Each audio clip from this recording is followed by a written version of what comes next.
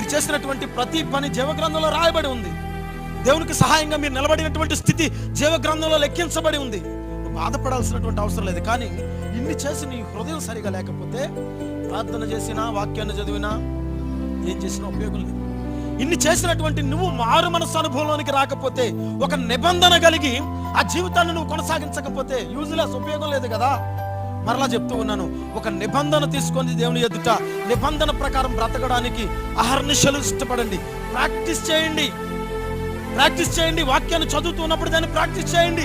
ఈ వాక్యము నా జీవిత అంతము వరకు నెరవేరాల. ఒక రోజు కాదు, 2 రోజులు కాదు. చాలా మంది ఇంత కార్డ్స్ తీసుకుని ఇది నాకు ఈ రోజు ఇవ్వబడినటువంటి వాక్యం. ఒక రోజుకి కాదు వాక్యం అది. నువ్వు మరణించేంత